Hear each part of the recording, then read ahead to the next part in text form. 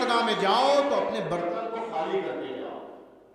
جو داتا صاحب نے ارشاد فرمایا نا کہ برتن سے نکلتا وہی ہے جو اس میں ہوتا ہے. اگر بغض نکل رہا ہے تو بغض ہی اندر تھا وہی نکل رہا ہے. اگر منہ سے اور زبان سے نفرت اور دل سے کینہ نکل رہا ہے تو جو برتن کے اندر ہے وہی نکلتا ہے. تو فرمایا اللہ کی بارگاہ میں دلوں کو صاف کرو. اللہ کے نبی سے پوچھا یا رسول اللہ, اللہ کے نبی نے فرمایا صحابہ لوہے کو زنگ لگتا ہے؟ فرمایا دلوں کو بھی زنگ لگتا ہے. لوہے کا زنگ صاف کرنے کے طریقے ہیں, لیکن دلوں کا زنگ صاف کرنے کا طریقہ استغفار ہے. اللہ کی بارگاہ میں سچے دل سے استغفار کی جائے اور بار بار اپنے جرم کو یاد کیا جائے. نیکی کر کے بھول جاؤ لیکن گناہ کر کے نہ بھولو. یہ اولیاء کا طریقہ ہے کہ اپنی خطا کو, ابھی میں نے آپ کو سنایا کہ آدم علیہ السلام اپنی خطا کو یاد کریں گے, موسیٰ اپنی خطا کو یاد کریں گے, یونس اپنی خطا کو یاد کریں گے, اپنی دین کی تبلیغ کو اور اپنے نبی ہونے پر جو ان کو مقام ملا اس کی بات نہیں کریں گے, بلکہ اپنی خطاؤں کو اللہ کی بارگاہ میں یاد کریں گے کہ آج تو ہمارے سامنے ہماری خطا نظر آ رہی ہے. نفس ہم کو الٹا کر کے دکھاتا ہے. جیسے دماغ ہے, آنکھ جو دیکھتی ہے دماغ پیچھے الٹی تصویر بنتی ہے, یہ ایسے جاتی ہے اور پھر ہمارا سینس اس کو سیدھا کر کے ہمیں بتا رہا ہے, لیکن تصویر کا عکس الٹا پڑتا ہے. بکری پر تصویر کا عکس الٹا پڑتا ہے. اب یہ اصول ہے روشنی کا, یہ میرا موضوع نہیں کرنا, اس پہ میں طویل گفتگو کرتا, لیکن یہ میرا موضوع نہیں ہے. تو یہ الٹی تصویر پڑتی ہے, نفس ہمیں یہی الٹا کر کے دکھاتا ہے. اور مولانا روم نے مثنوی میں آخری کیا پیش کرا, یہ روایت آپ نے حکایت لکھی, یہ پہلے بھی آپ کو سنا چکا ہوں, موقع کی مناسبت سے آج پھر میں آپ کو ریپیٹ کرتا ہوں. جو نے نہیں سنی وہ سن لیں, جو نے سنی ہے وہ ریپیٹ ہو جائے. کہ اپنے اعمال پر کبھی تکبر نہ کرو, اپنے اعمال کو کبھی اچھا نہ سمجھو. اگر تمہاری نظر میں تمہارا عمل بہت اچھا ہو گیا تو اللہ کی بارگاہ میں رد ہو جائے گا, اللہ کی بارگاہ میں رد ہو جائے, کیونکہ نفس تمہیں الٹا کر کے دکھا. ہو سکتا ہے کہ اکثر ہوتا ہے ہمارے عمل میں ریاکاری ہوتی ہے, ہمارے عمل میں خود پسندی ہوتی ہے, ہمارے عمل میں تکبر ہوتا ہے, ہمارے عمل میں دوسروں کے اوپر اپنے آپ کو فائق کرنا ہوتا ہے, تو وہ عمل کی روح تو ختم ہو گئی. لیکن نفس ہمیں دکھا رہا ہوتا ہے کہ بہت اچھا کر رہے, تم بہت نیک آدمی, تمہارے اعمال تو ایسے ہیں کہ واہ واہ. اب مولانا روم مثنوی میں یہ واقعہ نقل کرتے ہیں, ایک حکایت, اور فرماتے ہیں ایک زمانے میں ایسا ہوا ایک بستی میں قحط پڑ گیا, اور وہ قحط ایسا پڑا کہ لوگوں کے پاس پینے کو پانی نہ بچا, جانور مر گئے. مختصر کر کے بتاؤ. لیکن اس شخص کے پاس جو تھا, اس کا گھرانے میں ایک بیوی تھی, اور اس کے خیمے میں ایک گڑھا تھا جو مہینوں سے اس نے بچا کے رکھا ہوا تھا, اور اس پانی میں بدبو بھی آ گئی تھی اور کائی بھی لگ گئی تھی. لیکن وہ کہتے تھے کہ اس سے بڑی نعمت کیا ہوگی دنیا میں کہ لوگوں کے پاس ایک گلاس نہیں ہے, ہمارے پاس پورا گڑھا بڑا رکھا ہوا ہے. اب جب جانور مرنے لگے اور غذا کی قلت ہو گئی, کچھ کھانے کو نہ بچا, تو بیوی نے شوہر سے کہا تم بادشاہ کے دربار میں کیوں نہیں جاتے, سفر کرو, جا کے پہنچو اور بادشاہ سے اپنی عرضی بیان کرو, بادشاہ ہماری مدد کر دے گا. وہ کہنے لگا بادشاہ کا دربار کہاں, ہم بھوکے لوگ اور فقیر لوگ, کپڑے پھٹے ہوئے, بدبو آ رہی ہے ہمارے پاس, ہم کیسے وہاں پہنچیں گے, ہمیں تو کچھ جانے نہیں دے گا اندر.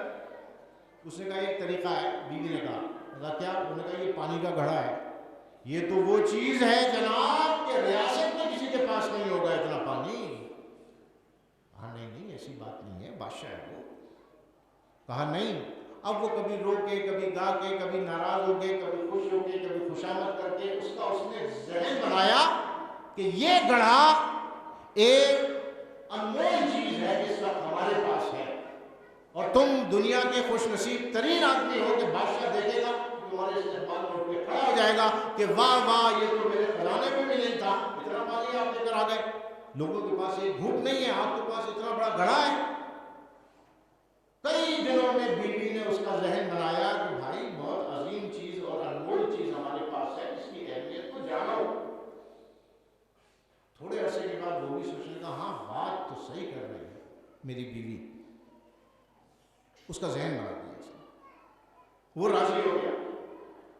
زیادہ سفر لے کے نکلا وہ، اور طویل سفر طے کر کے مرتا مرتا بادشاہ کے دروازے کے سامنے آ کے رکا اور دربان سے جا کے کہا کہ بادشاہ سے کہو کہ تم سے کوئی ملے آیا۔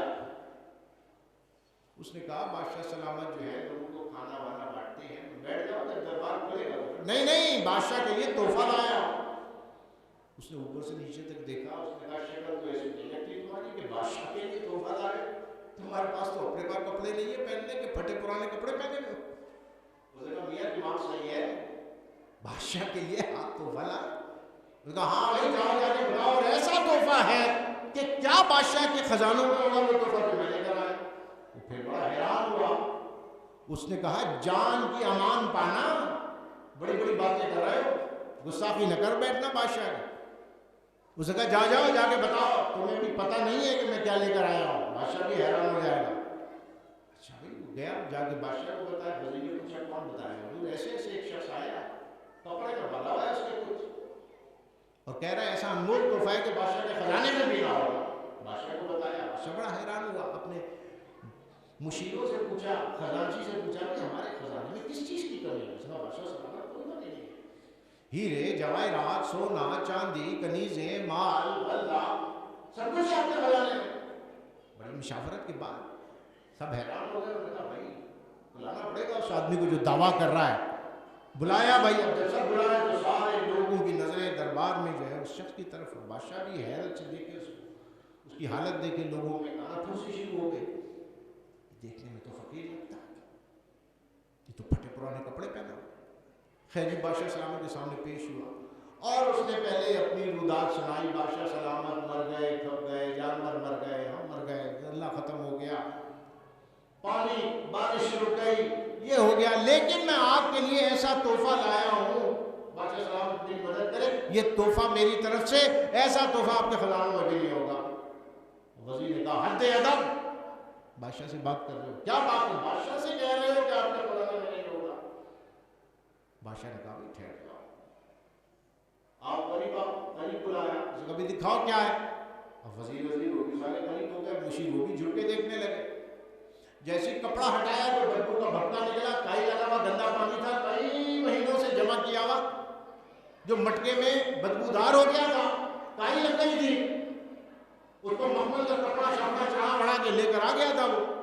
اب جیسے ہی دیکھا تو بادشاہ سلامت کی آنکھوں میں بھی غصہ آیا، اور خزانچی اور وزیر وہ بھی زہر آلودہ آنکھوں سے اس کو، اور قہر آلودہ آنکھوں سے اس کو دیکھنے لگے کہ کتنا گستاخ آدمی ہے کہ اس سے کہا تھا کہ اپنی جان کی حفاظت کرنا، بادشاہ کے سامنے بدتمیزی کر بیٹھا، گندا پانی لا کے بادشاہ کو کہہ رہا آپ کے خزانے میں نہیں ہے۔ سب بڑے حیران ہوئے، بادشاہ نے روک دیا، آگے بڑے وزیر سے گردن مارو، جیل میں ڈالو۔ بادشاہ نے روک، بادشاہ نے کہا واقعی تو بڑا اچھا تحفہ لائے ہو بھائی، بادشاہ بڑا رحم دل تھا۔ بادشاہ نے کہا بڑا اچھا تحفہ لائے، شاباش، واقعی بہت اچھا تحفہ ہے۔ اب اس نے کہا دیکھا میری بیوی صحیح کہہ رہی تھی، میں ہی بیوقوف تھا جو بات نہیں مان رہا تھا، یہ تو کام مجھے کئی مہینے پہلے آگے کر لینا چاہیے تھا۔ اب اپنی بیوی کی اس کے دماغ میں عزت اور منزلت بڑھ گئی کہ واہ یہاں میری بیوی نے مجھے کنونس کیا ہے۔ بادشاہ نے اس کو غلہ دیا، ریوڑ دیے، کچھ لوگوں کا اس کے جو قصبہ ہے وہاں تک جاؤ، اور وہاں پہ جو لوگ بھوکے ہیں سب کو ان کو بھی دو غلہ اس کو، اور اس کا بھائی کئی اونٹ اس کو تحفے میں دیے، غلہ لادا۔ اور جب لے جانے والا لے جانے لگا تو بادشاہ نے بلا کے کان میں کہا کہ اس کو دریائے دجلہ کے راستے لے کے جانا، یہ تو صحراؤں سے ہوتا ہوا آ رہا ہے نا، خشکی کے راستے سے ہوتا، اس کو دریائے دجلہ کے جانا۔ اب جب اس کو دریائے دجلہ کے سامنے جا کے کھڑا کیا اور سامان لوڈ ہو رہا تھا تو اس نے جو دیکھا دریائے دجلہ بہہ رہا ہے بادشاہ کی بادشاہت میں، تو جناب خاک اٹھا کے اپنے سر پہ ڈالا اور چیخ چیخ کے رونے لگا۔ لوگوں نے کہا بھیا اب رونے کی کیا بات ہے، یہ رونا تو وہاں بنتا تھا بادشاہ کے دربار میں جہاں کچھ سینہ چوڑا کر کے کھڑا تھا اپنے گندے پانی کو لے کر، اب کیوں روتا ہے؟ اس نے کہا ایک بار بادشاہ کے پاس ہو جائے، ایک بار دوڑ کے گیا، لے گئے بادشاہ صاحب کا آپ سے ملنا چاہ رہا ہے، پھر آ گیا دوڑ کے، اس نے کہا بادشاہ سلامت مجھے معاف کر، میں نہیں جانتا تھا جس بادشاہ کی بادشاہت میں دریا لے رہے ہیں اس کی بارگاہ میں ایک گندے پانی کا گاڑا لے کر آ گیا، اور اس پر یہ جتا رہا ہوں کہ تیرے خزانے میں ایسے نہیں ہوگی۔ یہاں پہ امام، یہاں پہ مولانا روم روکتے ہیں اور فرماتے ہیں دیکھو دنیا میں اپنے اعمال کو نفس تمہارا اس بیوی کی طرح بھڑکائے گا. 2-3 نمازیں، 1-2 عمرے، ٹوٹی پھوٹی عبادتیں، گندی ہمارے اعمال نفس میں دکھائے گا. واہ واہ تم سے اچھا تو کوئی نمازی نہیں ہے. سمجھو تو اللہ کی بارگاہ میں کیا لے کے جاؤ گے؟ روز قیامت جاؤ گے. تمہاری نمازیں، تمہارے آنسو، تمہارے اعمال، تمہارے صدقہ، تمہارا خیرات، تمہارے عمرے، تمہارے مجاہدے، تمہاری تبلیغ دین اللہ دیکھ کے خوش ہو جائے گا. اور ایسی عبادتیں جو کسی نے نہیں کی ہوں گی جیسے میری ہیں. آپ فرماتے ہیں نفس کے دھوکے میں نہ آنا. وہاں پہ جاؤ گے اور جب جا کے اولیاء کی، وہاں پہ جا کے انبیاء کی، اور پھر سرکار مدینہ نور مجسم صلی اللہ علیہ وسلم کا مقام جب دیکھو گے تو اس وقت تم نادم ہوں گے کہ میرے نفس نے ساری زندگی مجھے دھوکے میں رکھا، میری گندی عبادتوں کو اچھا کر کے دکھایا. آج جب یہاں پہنچا ہوں بادشاہ کے پاس تو بادشاہ کی بادشاہی میں تو امام الانبیاء کی عبادتیں ہیں. بادشاہ کی بادشاہی میں حضرت آدم صفی اللہ کی عبادتیں ہیں، ابراہیم خلیل اللہ کی عبادتیں ہیں، حضرت عیسیٰ روح اللہ کی عبادتیں ہیں، موسیٰ کلیم اللہ کی عبادتیں ہیں. میں اپنی چند نمازوں پر بڑا اکڑ بیٹھا تھا، میں اپنے دین کی خدمت پر بڑا خوش تھا کہ میں نے بہت اچھے کام کیے ہیں. آپ فرماتے ہیں نفس کے دھوکے میں نہ آنا. یہ نفس تمہیں وہاں جا کے پھنسوا دے گا اور سارے اعمال تمہارے دنیا میں ضائع ہو جائیں گے. تو اگر ہماری عبادتیں یہ بن کر ہمارے ذہن پر حاوی ہو رہی ہیں کہ بھائی میں تو بہت اچھا ہوں، بڑا نیک ہوں، بڑا عبادت گزار ہوں، میرے عمل تو سارے قبول ہیں، میرے صدقہ خیرات تو سارے قبول ہیں، تو پھر خطرے کی بات ہے. یہ اس بیوی کی طرح نفس ہمارے دماغ میں یہ ڈالتا رہتا ہے کہ یو آر دا بیسٹ، تم ہی سب سے اچھے ہو اور کوئی نہیں ہے تمہارے جیسے، تمہاری جیسی سوچ کسی کا صحیح. تو مولانا روم نے یہ حکایت بیان فرما کر یہ راز کھول دیا. قرآن مجید فرقان حمید کی سایہ مبارکہ کہا کہ اعمالہم کسراب، ان کے اعمال سراب کی مانند ہوں گے. دنیا میں سمجھیں گے ٹھاٹے مارتے ہوئے ہماری عبادتیں وہاں پہ موجود ہیں، لیکن جب وہاں پہنچیں گے تو خاک اڑ رہی ہوگی، کچھ نہیں ہوگا. یہ شیطان، یہ نفس ہماری ساری عبادتوں کو دنیا میں ضائع کروا دے گا، یہ سوچ ڈیولپ کر کے. تو اللہ سے دعا ہے کہ اس رات ہم اللہ کی بارگاہ میں وہ عبادت کریں جو اس کی بارگاہ میں شرف قبولیت. ہم اپنے گناہوں کی معافی مانگیں، اپنے بھائیوں کے لیے، اپنی بہنوں کے لیے، اپنے ماں باپ کے لیے، اپنے مرحومین کے لیے، اپنے غزہ کے مسلمانوں کے لیے، کشمیر کے مسلمانوں کے لیے. یہ جو رات ہے یہ دعاؤں کی مقبولیت کی رات ہے، مغفرت کی رات ہے. پوری امت مسلمہ کے لیے دعا کریں. اللہ تبارک و تعالیٰ سے دعا ہے کہ اللہ ہمارے اعمال کو اپنی بارگاہ میں دعاؤں کو آج رات قبول و مقبول فرمائے، ہمارے گناہوں کو بخش دے. کل کوشش کریں روزہ رکھنے کی کہ جب اعمال پیش ہو، سرکار مدینہ فرماتے ہیں بہتر یہ ہے کہ تم روزے کی حالت میں ہو جب تمہارے اعمال جائیں، اور اس اعمال کے کھاتے میں لکھ دیا جائے کہ یا اللہ ساری رات تیری بارگاہ میں بیٹھا مغفرت کرتا رہا، یہ تیری بارگاہ میں رویا، بھلے 2 گھڑی ہوئے لیکن کوشش کریں رب کی بارگاہ میں ہم ایسے دعا کریں کہ اللہ اس کو قبول فرمائے. وآخر دعوانا ان الحمدللہ رب العالمین. دل کی کرختگی اور سختی دور ہوتی ہے. فرمایا اس میں نیکیاں شاخ در شاخ پھوٹتی ہیں.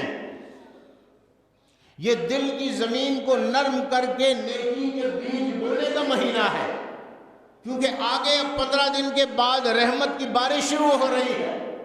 بارش سے پہلے کسان زمین کو نرم کرتا ہے، نرم کر کے بیج ڈالتا ہے، اور بیج ڈال کے زمین تیار کر کے السعی منی و اتمام من اللہ، محنت میری طرف ہے، مجھ سے ہے، اور اس کی تکمیل اللہ کے ہاتھ میں. پھر وہ دعا کے لیے ہاتھ اٹھاتا ہے الہ العالمین میں نے زمین کو نرم کر دیا، میں نے مٹی کی گڑائی کر دی، میں نے اس میں گھاس پھوس اور خاردار جھاڑیوں کو نکال پھینکا، کینہ، بغض، حسد، گناہ، برائیوں کی جھاڑیوں کو اس میں سے اکھاڑ دیا دل کی زمین میں سے، اور اس میں درود السلام کے بیج بو دیے، اس میں صدقہ و خیرات کے بیج بو دیے، اس میں تلاوت کلام پاک کے بیج بو دیے، اس میں احتساب ذات کے بیج بو دیے. اب ماہ رمضان مبارک میں جب بارش ہوگی تو اس میں سے نئے برگ و بار اٹھیں گے اور نئی فصل تیار ہوگی. تو وہ اللہ کی بارگاہ میں دعا کرتا ہے یا اللہ تیری رحمت کا نزول. اور پھر ماہ رمضان مبارک میں 27ویں شب کو رکھا ہے، شب قدر ہے. یقینی طور پہ 27ویں تو نہیں، لیکن زیادہ تر قول یہ ہے کہ 27ویں شب قدر ہے. کچھ کہتے ہیں کہ نہیں، یہ بدلتی رہتی ہے. مفسرین کرام کا قول ہے 21 بھی ہو سکتی ہے شب قدر، 23 بھی ہو سکتی ہے، 25 بھی ہو سکتی ہے، 27 بھی ہو سکتی ہے، 29 بھی ہو سکتی ہے، بدلتی رہتی ہے. وہاں مخفی رکھا شب قدر کو، لیکن یہاں شعبان المعظم کی نصف، یہ جو فیصلوں کی رات ہے، اللہ نے اس کو مخفی نہیں رکھا، اس کو مخفی رکھا. وہ انشاءاللہ جب 27 میں بیان کریں گے تو اس کو بتائیں گے مخفی کیوں رکھا. لیکن ایک یہ رات جو شعبان المعظم میں، جس کے بارے میں رب کائنات قرآن مجید فرقان حمید سورہ دخان میں ارشاد فرماتا ہے حامیم والکتاب المبین،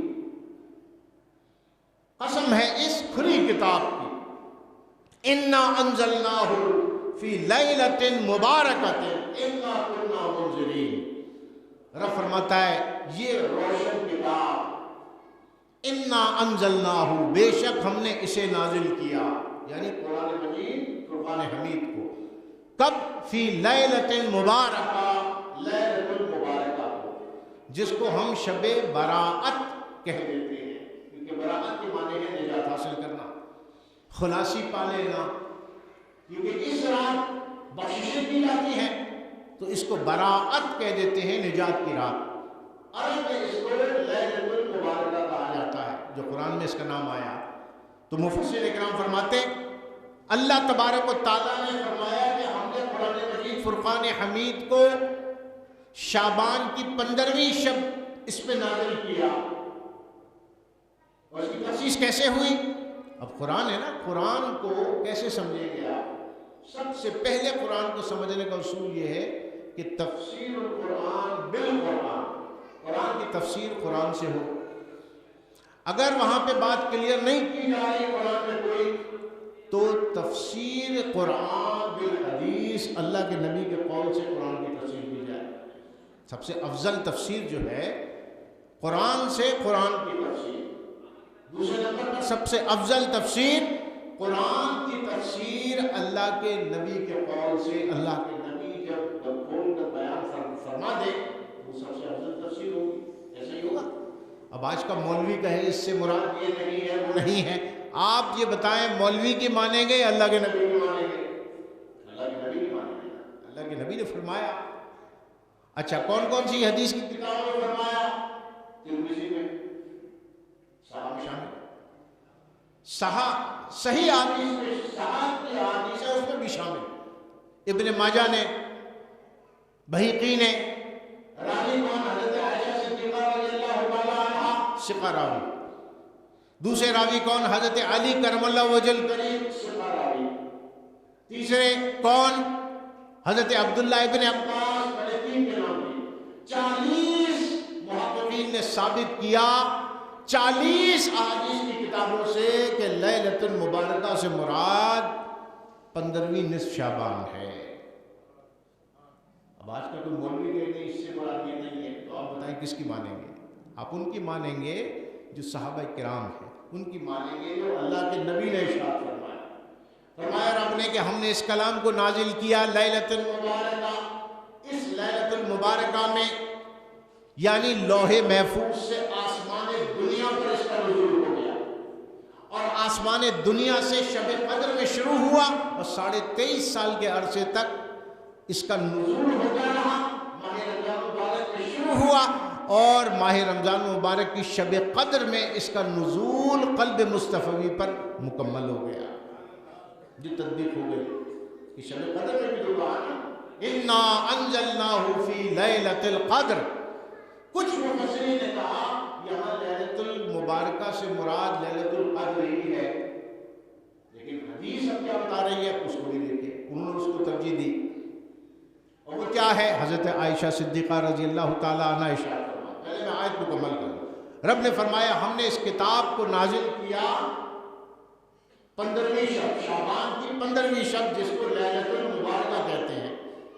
انا کنا منذرین، بے شک ہم ڈر سنانے والے ہیں. رب فرمایا فیہا یفرق کل امر حکیم، اس رات اللہ تقسیم فرما دیتا ہے حکمت والے کام یا احکامات. اس رات کو اللہ حکمت والے احکامات کو نافذ فرما دیتا ہے، تقسیم کر دیتا ہے. فرشتوں میں کام تقسیم ہو جاتے ہیں. روزی ہے، زندگی ہے، تقدیر ہے، اعمال کا اٹھایا جانا ہے. ابھی اس پر ہم آتے ہیں. تو فرمایا یہ رات یفرق، تقسیم کر دیے جاتے ہیں، کل امر حکیم، تمام حکمت والے احکامات یا کام اللہ فرشتوں میں تقسیم کر دیتا ہے. امرن من عندنا، اور حکم کس کا ہوتا ہے؟ ہمارے پاس سے حکم جاری ہوتا ہے. اللہ فرماتا ہے حکم ہم کرتے ہیں، اللہ یہ احکامات جاری فرماتا ہے. انا کننا مرسلین، بے شک ہم ہی بھیجنے والے ہیں، ہم ہی بھیجنے والے ہیں. اب اس سے مراد دونوں لیا گیا، اللہ کے نبی کو ہم بھیجنے والے ہیں اور اس رات زمین پر فرشتوں کو ہم نازل کرنے والے ہیں. رب فرماتا ہے ہم نازل کرتے ہیں. اب آئیے حدیث مبارکہ کی طرف. حضرت عائشہ صدیقہ رضی اللہ تعالیٰ عنہا ارشاد فرماتی ہیں کہ ایک رات میں نے دیکھا کہ اللہ کے نبی اپنی بستر مبارک پر موجود نہ تھے. مجھے فکر ہوئی کہ اللہ کے نبی کہاں تشریف لے گئے.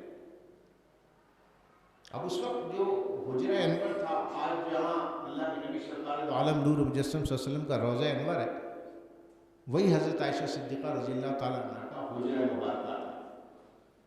اور مسجد نبی اتنی ہے اندر کی جتنی بنی ہوئی ہے. جنہوں نے دیکھا ہے گئے ہیں، جو نہیں گئے اللہ ان کو بھی لے کر جائے، جو گئے ہیں اللہ بار بار ان کو بھی مدینہ منورہ دکھائے. چھوٹی سی مسجد نبی تھی اور اسی میں دروازے امہات المومنین کے تھے.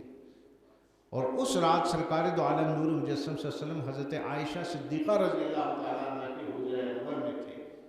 لیکن آپ فرماتی ہے میری آنکھ کھلی تو میں نے دیکھا اللہ کے نبی موجود نہیں ہے. میں حجرے سے باہر نکلی،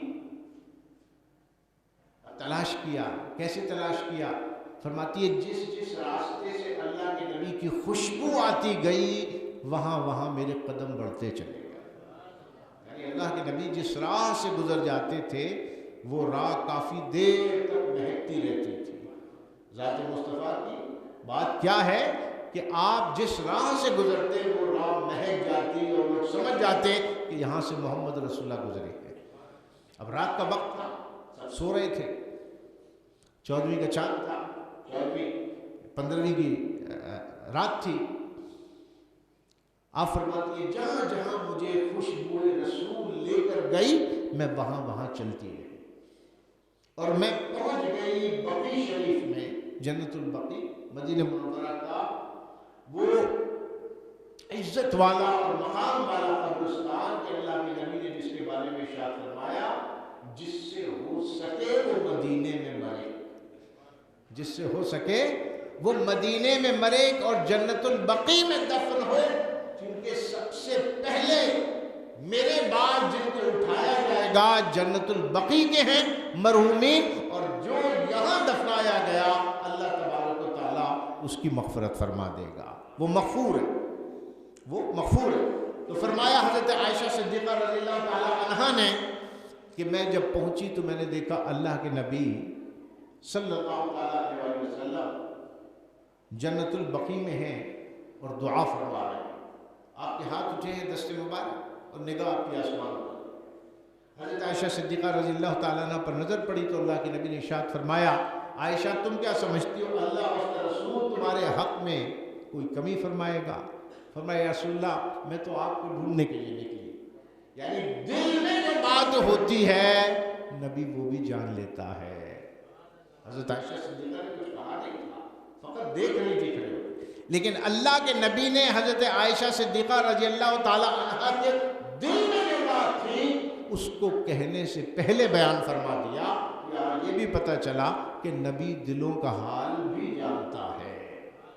نبی وہ ہوتا ہے جو دلوں کا حال بھی جانتا ہو. تو فرمایا عائشہ تم نے کیا گمان کیا کہ اللہ اور اس کا رسول تمہارے حق میں کوئی کمی کرے گا، تخفیف فرمائے گا؟ فرمایا یا رسول اللہ ایسی بات نہیں. فرمایا یا رسول اللہ کوئی خاص بات کہ آج شب آپ باہر تشریف لائے جنت البقی میں؟ فرمایا جبرائیل امین میرے پاس آئے اور انہوں نے مجھے خبر دی یہ آیت مبارکہ نازل ہوئی، فرمایا اللہ کے نبی نے کہ عائشہ جانتی ہو آج کی رات کون سی ہے؟ فرمایا اللہ اور اس کا رسول جانتا۔ دیکھیں ادب نبی کا یہ ہوتا تھا، یہ نبی کا ادب ہوتا تھا۔ آپ کو نہیں پتا تھا آج کی رات کون سی تاریخ ہے، کون سی شب ہے؟ آداب و شمار تو تھے، مہینوں کے نام تو تھے، کیلنڈر نہیں تھا اسلامک، مہینوں کے نام تو تھے۔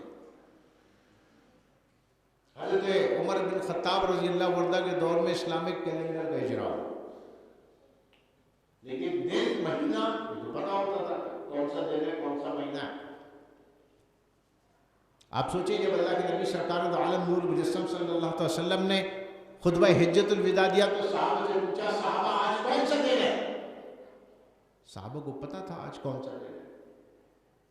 صحابہ نے فرمایا واللہ ورسول اعلم، اللہ اور اس کا رسول بہتر جانتا ہے۔ صحابہ یہ کون سا شہر ہے؟ سب کو پتا تھا مکے میں کھڑے ہوئے، مجال ہے کسی صحابی نے کہا کہ یا رسول اللہ مکہ شریف ہے؟ نہیں، فرمایا اللہ اس کا رسول بہتر جانتا ہے۔ ادب یہ ہے کہ سرکار دو عالم نور صلی اللہ علیہ وسلم اگر کوئی پوچھے کہ آج دن کون سا ہے، صحابہ کا یہ ایمان تھا، یہ ایمان تھا جب اللہ کے نبی پوچھے دن کون سا ہے تو فرمایا اللہ اس کا رسول بہتر جانتا ہے۔ یہ جگہ کون سی ہے؟ اللہ اس کا رسول بہتر جانتا ہے۔ یہ مہینہ کون سا ہے؟ سب کو پتا تھا حج کا مہینہ ہے، فرمایا اللہ اس کا رسول بہتر جانتا ہے۔ صحابہ کا ایمان تھا ہم اپنا علم رکھتے ہیں سو رکھتے ہیں، اللہ کے نبی نے آج اگر مہینہ بدل دیا تو قیامت تک مہینہ بدل جائے گا۔ سرکار نے اگر آج شہر کا نام بدل دیا تو ہمیشہ کے لیے شہر کا نام بدل جائے گا۔ لہٰذا اللہ کے نبی سے آگے نہ بڑھو۔ صحابہ کا یہ ادب و ایمان تھا، کیا پتا اللہ کے نبی آج کے مہینے کو کسی اور نام سے موصول کر دے اور بے ادبی ہو جائے۔ یہ بتانا کہ حج کا مہینہ ہے، یہ بتانا کہ یہ مکہ ہے، کیونکہ زبان مصطفی سے جو حکم نکل جاتا ہے اللہ اس کو نافذ فرما دیتا ہے، نافذ فرما دیتا ہے۔ تو کسی صحابی نے جرت نہیں کی، نہ مہینہ بتانے کی، نہ جگہ بتانے کی جرت نہیں، نہ تاریخ بتانے کی۔ تو لہذا جب حضرت عائشہ صدیقہ رضی اللہ تعالی عنہا سے پوچھا عائشہ جانتی ہو آج کون سی رات ہے، تو وہی ادب واللہ ورسولہ اعلم، یا رسول اللہ اور اس کا رسول بہتر جانتا ہے۔ کیا پتا کہ سرکار کس راز سے پردہ اٹھا دے اور بدل دے گا۔ تو ادب یہ ہوتا ہے نبی کا۔ تو سرکار دو عالم نور مجسم نے ارشاد فرمایا نصف شعبان یہ وہ رات ہے کہ جب اللہ تبارک و تعالی آسمان دنیا پر اپنی شان کے لائق نزول فرماتا ہے، اجلال فرماتا ہے۔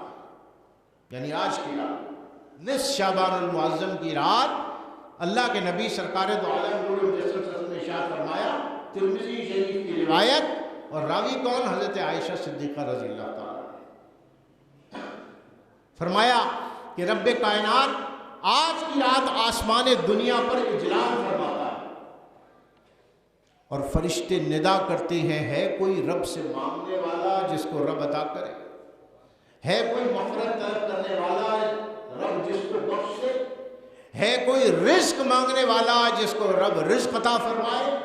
فرمایا عائشہ آج کی رات اللہ آسمان دنیا پر نزول فرماتا ہے اور صبح تک یہ صدا ہوتی رہتی ہے، آؤ رب کے دروازے کھلے ہیں، مانگو جس کو مانگنا، تمہاری جھولیاں چھوٹی پڑ جائیں گی، تمہاری خواہشات محدود ہیں، رب کی عطا لامحدود ہے۔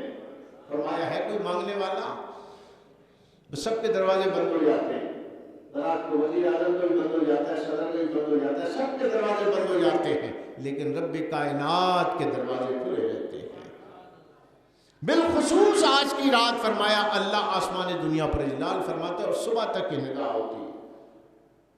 فرمایا کہ اللہ تبارک و تعالیٰ آج کی رات بنو کلب کی بکریوں کے بالوں کی تعداد کے برابر اللہ تبارک و تعالیٰ لوگوں کی مغفرت فرما دیتا ہے، جہنم سے نجات عطا فرما دیتا ہے، سارے گناہ ان کے معاف فرما دیتا ہے۔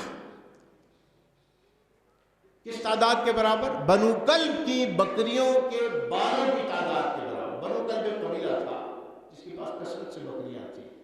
حضرت دحیہ کلبی اسی قبیلے سے تھے۔ دحیہ کلبی کون تھے؟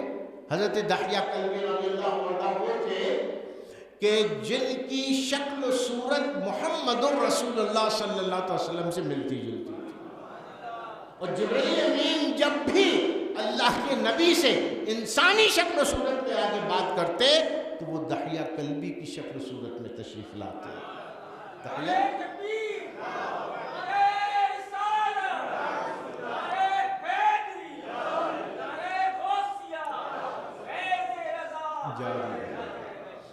تو حضرت دحیہ کلبی رضی اللہ عنہ حضور پر نور سید العالمین محمد رسول اللہ صلی اللہ علیہ وسلم کی چہرے سے مشابہت رکھتے تھے، اور جبرائیل امین جب انسانی شکل میں حضرت فاطمۃ الزہراء رضی اللہ تعالیٰ عنہ کے گھر تشریف لاتے، کبھی سرکار دو عالم نور مجسم صلی اللہ علیہ وسلم کے دولت خانے پر تشریف لاتے، تو جبرائیل امین دحیہ کلبی کی شکل و صورت میں آتے، یعنی جبرائیل امین نے بھی اس چہرے کا انتخاب کیا جس چہرے کی مشابہت مصطفیٰ سے ہے۔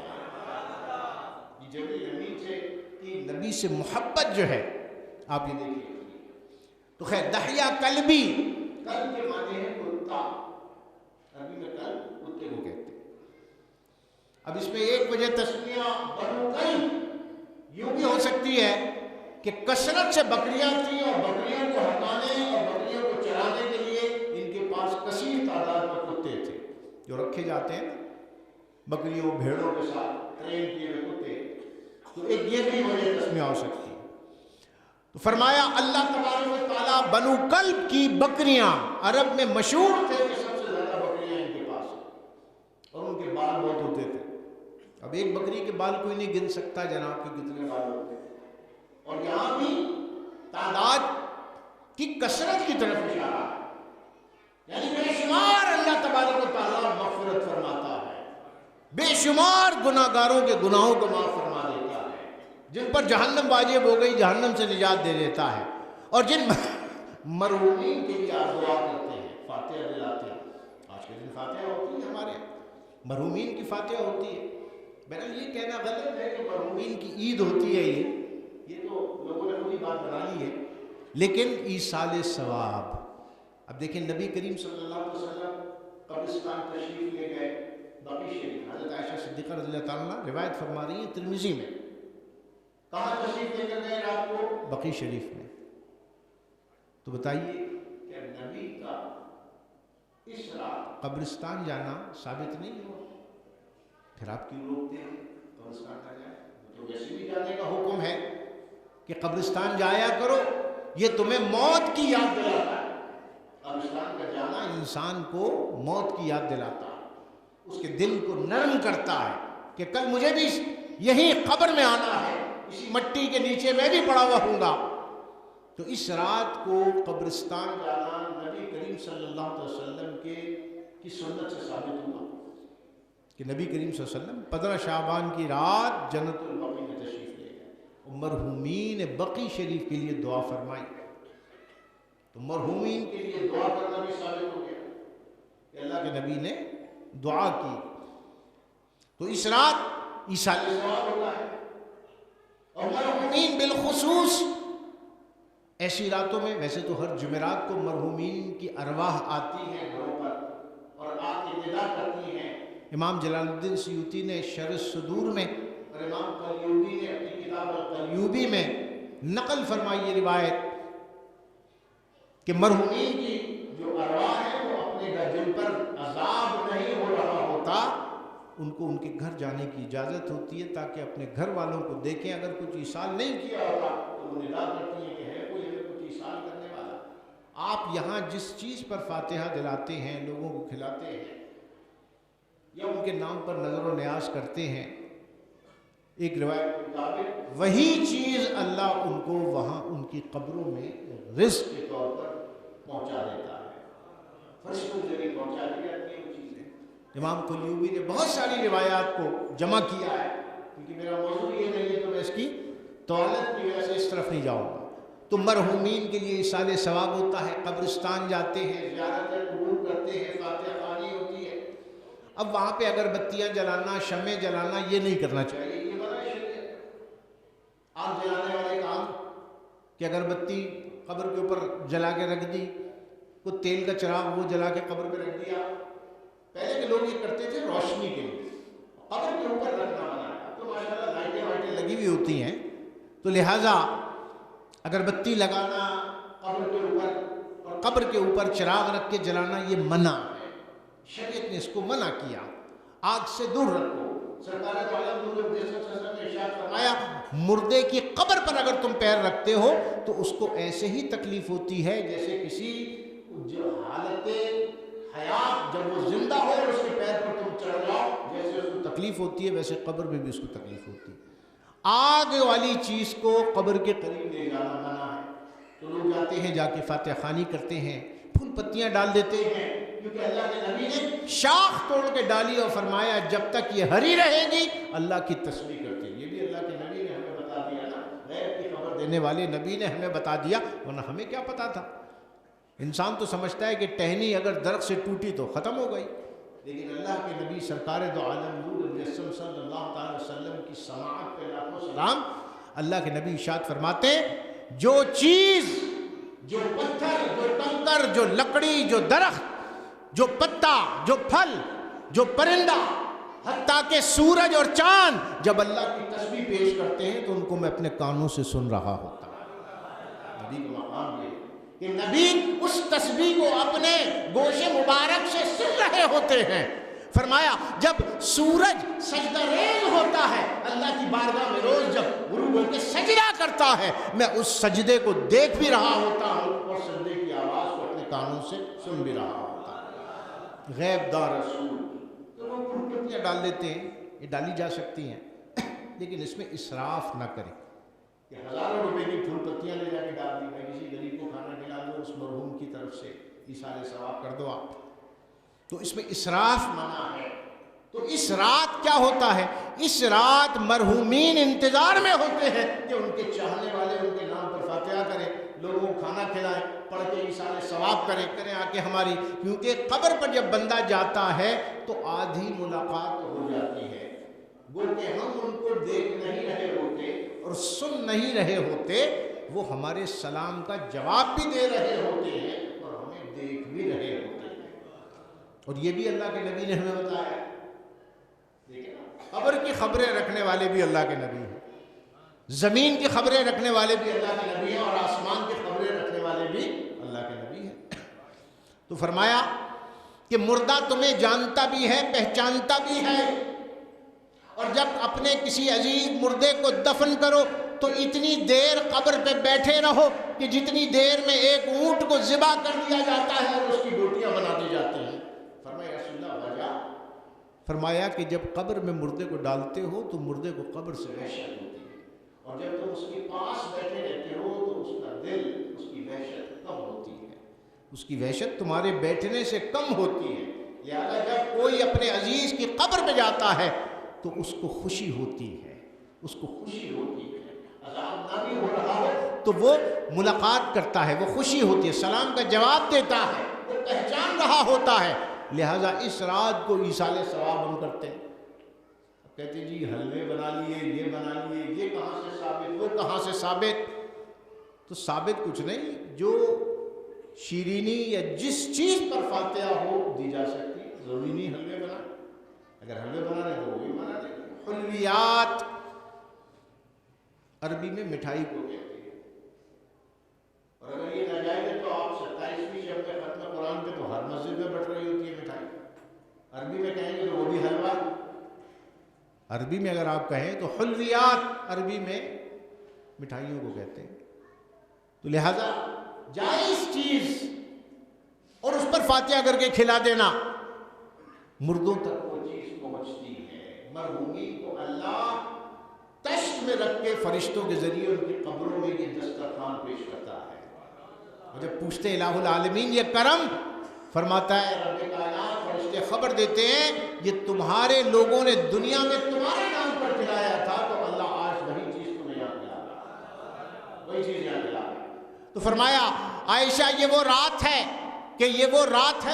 کہ اس میں مرحومین کے لیے دعا، آسمانوں پر تقدیر کے فیصلے، بنو کلب کی بکریوں کے بالوں کے برابر اللہ تبارک و تعالیٰ مغفرت فرما دیتا ہے کوئی مانگنے والا جو مجھ سے مانگے، اللہ ندا دیتا ہے، یہ ندا آسمانوں میں ہوتی ہے، آسمان دنیا سے ساری رات یہ ندا ہو رہی ہوتی ہے، وہ ساری رات فرشتوں کا نزول ہو رہا ہوتا ہے، اور فرشتے دفتر میں لکھ رہے ہوتے ہیں کہ فلاں آدمی نماز پڑھ رہا تھا، فلاں آدمی رکوع کر رہا تھا، فلاں آدمی سجدہ کر رہا تھا، فلاں آدمی اللہ کا ذکر کر رہا تھا، فلاں آدمی بیٹھا استغفار کر رہا تھا، فلاں آدمی اپنے گناہوں پر پشیمان تھا، آنکھوں سے آنسو جاری تھے، فلاں آدمی اپنے رزق کے لیے دعا کر رہا تھا، اپنی بیماری سے شفا کے لیے دعا کر رہا تھا، اپنے زندگی میں امن کے لیے دعا کر رہا تھا، اور کسی کا محتاج نہ ہونے کی دعائیں کر رہا تھا۔ رب کائنات فرماتا ہے آج مانگو میں تمہاری جھولیاں بھر دوں گا۔ ہے کوئی مانگنے؟ جب رب ندا کرے کہ مانگو کیا مانگتے ہو تو بتاؤ وہاں سے انکار ہو سکتا ہے؟ ان اللہ لا یخلف المیعاد، اللہ اپنے وعدے کے خلاف نہیں کرتا، جب رب فرمائے مانگو میں دوں گا تو پھر یقینی طور پہ اللہ عطا فرمائے گا۔ یہ تو ہماری پھر بدنصیبی ہے کہ ہم اس رات کو مانگے نہیں۔ تو فرمایا اللہ کے نبی سرکار دو عالم نور مجسم صلی اللہ علیہ وسلم نے اللہ بنو کلب کی بکریوں کی تعداد کے برابر مغفرت فرماتا ہے، جہنم سے نجات عطا فرماتا ہے۔ عائشہ اس رات تقدیر کے فیصلے ہوتے ہیں، یفرق فیہا کل امر حکیم، روزی کا فیصلہ ہوتا ہے۔ اللہ یوں سمجھیں ایک سماوی بجٹ ہے جو بنایا جا رہا ہے، آپ کہیے اللہ کو کیا ضرورت بجٹ بنانے کی، تو قادر مطلق ہے، وہ تو جانتا ہے کس کے نصیب میں کتنا رزق لکھنا ہے وہ لکھ دے ایک ہی بار۔ لیکن یہاں لفظ آیا یفرق فیہا کل امر حکیم، فیہا یفرق کل امر حکیم، حکمت والے احکامات جاری ہوتے ہیں، اور رب فرماتا ہے کون کرتا ہے؟ امرن من عندنا، رب فرماتا ہے یہ احکامات ہم جاری کرتے ہیں۔ اب یہ حکمت والے کیا ہے؟ حکمت والے سے مراد یہی ہے، حکمت والے سے مراد یہی ہے، آپ کہیں نوکری کرنے گئے اور اس نے آپ کو نوکری پہ رکھ لیا، اس نے کہا کہ 10,000 تنخواہ دوں گا آپ کو، اور 5 سال 10 سال جب تک آپ نوکری کریں 10 سال تنخواہ ملتی رہے گی آپ کو، اتنی تنخواہ جتنی بتا دی تھی وہ ملتی رہے گی۔ اب پہلے دوسرے تیسرے چوتھے پانچویں چھٹے ساتویں سال آپ کی پرفارمنس تو کہیں سے کہیں پہنچ گئی، آپ کی رسپانسبلٹیز تو کہیں سے کہیں پہنچ گئی، اب آپ کے دل میں آئے گا یار جب آیا تھا تو کام کم تھا، اب تو بہت محنت کرتا ہوں، سیلری بڑھنی چاہیے، سیلری بڑھنی چاہیے۔ تو سال میں ایک رپورٹ آتی ہے جس کو کہتے ہیں ACR، اینول کانفیڈینشیل رپورٹ، اس کی بنا بنیاد پر پرائیویٹ ادارے کیا کرتے ہیں، وہ سال بھر کا جو انہیں انکریمنٹ لگانا ہوتا ہے آپ کی پرفارمنس دیکھ کے لگا رہے ہیں، ایسے ہی پرفارمنس دیکھتے ہیں، بھائی سال میں اتنی تو چھٹیاں کر لی، اتنے تو لیٹ آئے، یہ ٹارگیٹ تو نے اچیو نہیں کیے، یہ نہیں کیے، یہ نہیں کیے، اچھا بھائی ٹھیک ہے 500 روپے بڑھا دیتے ہیں آپ کی بس۔ اور جس نے بہت اچھی پرفارمنس کی ہوتی ہے ایک سال کے اندر، اس کی ACR اچھی ہوتی ہے، کہتے ہیں بھائی ان کے 10,000 روپے بڑھا دیں، سال میں زیادہ بڑھا دیں۔ آپ کے سال کی کارکردگی کی بنیاد پر یہاں پہ بھی دنیا میں ہوتا ہے۔ رب کائنات نے کل امر حکیم، اللہ کو کوئی حاجت نہیں ہے اس بجٹ کی، اللہ کو حاجت نہیں ہے کہ جو رات کو بجٹ بنتا ہے، اللہ کو اس کی کوئی حاجت نہیں۔ اللہ نے کرامن کاتبین کیوں بٹھائے ہوئے جو ہمارے اعمال لکھ رہے ہوتے ہیں، اللہ کو تو حاجت نہیں ہے۔ یہ تو میں اور آپ چیزوں کو لکھ لیتے ہیں کہ یار حساب کتاب کے وقت بھول نہ جائیں، کس کا کتنا بنتا ہے، اس کو اتنا دینا ہے، اتنا لینا ہے۔ اللہ کو اس کی حاجت ہے؟ اللہ تو پہلے سے جانتا ہے کس نے جنت میں جانا ہے، کس نے دوزخ میں جانا ہے، کس نے کیا عمل کرنا ہے۔ تو پھر اعتراض کرنے والا اگر کرے تو یہ بھی اعتراض ہے کہ اللہ نے یہ اعمال لکھنے کا حکم کیوں دیا، اللہ کو تو اس کی حاجت نہیں۔ اللہ کو تو اعمال تولنے کی بھی حاجت نہیں ہے، وہ تولے گا تو پتہ چلے گا کہ کون جنت میں جا رہا ہے، کون دوزخ میں جا رہا ہے، وہ تو پہلے سے ہی جانتا ہے، دنیا میں آنے سے پہلے جانتا ہے کون سعید ہے، کون شقی ہے، کون محروم ہے، کون فیضیاب یافتہ ہے، یہ تو اللہ دنیا میں آنے سے پہلے جانتا ہے۔ لیکن ان تمام کاموں میں حکمت ہوتی ہے، تو ایک بجٹ تیار ہوتا ہے، سال بھر کا رزق فلاں کو بھائی اتنا دینا ہے. اور اللہ کے نبی سرکار دو عالم نور مجسم صلی اللہ علیہ وسلم نے ارشاد فرمایا زندگی موت کے فیصلے ہو رہے ہوتے ہیں، انسان اپنا گھر تعمیر کر رہا ہوتا ہے اور ادھر اس کی قبر کھلی ہوئی ہوتی ہے، انسان اپنے نئے کپڑے بنا رہا ہوتا ہے، ادھر اس کا کفن تیار ہوتا ہے، انسان فلاں جگہ سفر کی تیاری کر رہا ہوتا ہے اور سفر آخرت کا فیصلہ کیا جا چکا ہوتا ہے، وہ غافل ہوتا ہے، وہ بازار میں گھوم رہا ہوتا ہے، ان نئے کپڑے خرید رہا ہوتا ہے، لیکن وہاں اس کی خبر تیار ہوتی ہے. فرمایا اس رات زندگی کے فیصلے ہوتے ہیں. یہ بتایا جاتا ہے کس کی روح کہاں کب کیسے قبض کرنی، یہ فیصلہ ہو، کس کو کتنا رزق دینا ہے آج کی رات یہ فیصلہ ہوتا ہے، کس کی محتاجی کس کی محتاجی نہیں، کس کے گناہ کس کی نیکیاں. فرمایا رات میں یہ فیصلے ہوتے ہیں اور دن میں تمہارے اعمال کو فرشتے لے کر اللہ کی بارگاہ میں پہنچتے ہیں. فرمایا عائشہ میں چاہتا ہوں کہ جب میرے اعمال اللہ کی بارگاہ میں پیش ہوں تو 15ویں کے دن میں روزے کی حالت میں ہوں. ابھی کہتے ہیں جی کوئی روزہ نہیں ہے، لوگوں نے بنا لیا، ارے بھائی تو سنت سے ثابت ہے، یہ تو حدیث مبارکہ سے ثابت ہے کہ اللہ کے نبی نے ارشاد فرمایا. حضرت علی کرم اللہ وجہ الکریم، حضرت عبداللہ ابن عباس رضی اللہ عنہ، امام باقی نے بھی اس کو نقل کیا، امام احمد بن حنبل نے بھی نقل کیا، مسند ابی شیبہ نے بھی اس کو نقل کیا، بہت ساری المستدرک میں بھی اس پہ نقل، بہت ساری کتب حدیث میں یہ روایات موجود ہیں. فرمایا میں چاہتا ہوں جب دن کے وقت میرے اعمال اللہ کی بارگاہ میں پیش ہو تو میں روزے کی حالت میں. تو فرمایا رات کو عبادت کرو، اللہ سے مانگو، مغفرت طلب کرو. فرشتے اتر رہے ہیں اور لوگ کھیل کود میں لگے ہوئے ہوتے ہیں، لوگ کھیل کود میں لگے ہوتے ہیں. اب تو اللہ کا شکر ہے کہ یہ پٹاخوں والا معاملہ اس سے جان چھوٹی، ورنہ یاد ہوگا وہ لوگ جو پرانے بیٹھے ہوئے ہیں کہ بھائی بیان کرنا رات کو مسجد میں عبادت کرنا مشکل ہو جاتا تھا. اس قدر پٹاخے اور اس قدر دھماکے یہ کر دیے جاتے تھے. تو اللہ کے فرشتے رحمتیں لے کر نازل ہو رہے ہوتے ہیں اور بندے کا لکھ رہے ہوتے ہیں، وہ تحفہ لے کر آتے ہیں، اللہ کی مغفرت اللہ کی رحمت لے کر نازل ہو رہے ہوتے ہیں اور انسان کھیل کود میں لگا ہوا ہوتا ہے. تو فرمایا آج کی رات عبادت کرو، دوسرے دن روزہ رکھو. اب اللہ کو بجٹ کی کیا ضرورت ہے؟ کل امر حکیم. سال بھر کی پرفارمنس اللہ دیکھے، سال بھر کے اعمال جا رہے ہیں، 15 شعبان کو سال بھر کے اعمال جا رہے ہیں جو سال بھر کیے تھے. اب سال بھر اعمال پر رپورٹ پہنچنے سے پہلے دیکھو اللہ نے اس رات کو ظاہر کر دیا، اس رات کو ظاہر کر دیا تاکہ ایسا نہ ہو کہ میری امت کے اعمال رب کی بارگاہ میں پیش ہو رہے ہیں اور امت کو پتہ ہی نہ ہو کہ آج کی رات اتنے بڑے فیصلے ہو رہے ہیں.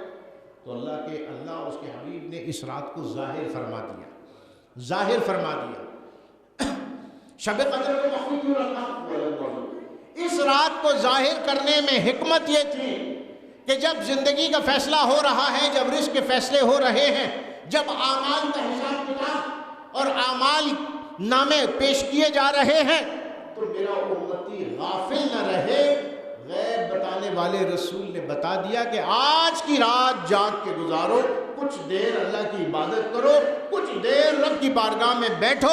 صبح تک یہ معاملہ جاری اور ساری رہتا ہے کہ فرشتے اتر رہے ہوتے ہیں اور مغفرت اللہ تبارک و تعالیٰ تقسیم فرما رہا ہوتا ہے. تو اللہ کے حبیب نے نہیں چاہا کہ میری امت کی دنیا میں رزق کا معاملہ ہو، زندگی کی برکت کا معاملہ ہو، کسی کی محتاجی کا معاملہ ہو، بیماری آزاری کا معاملہ ہو، یا اخروی اعمال پر ان کا جو نتیجہ قیامت میں نکلنا ہے، ظاہر سی بات ہے زندگی کے اعمال کی بنیاد پہ نکلنا ہے. تو اس رات کو مخفی نہ رکھا تاکہ امت آج کی رات کے فضائل، برکتوں اور فائدوں سے محروم نہ رہ جائے.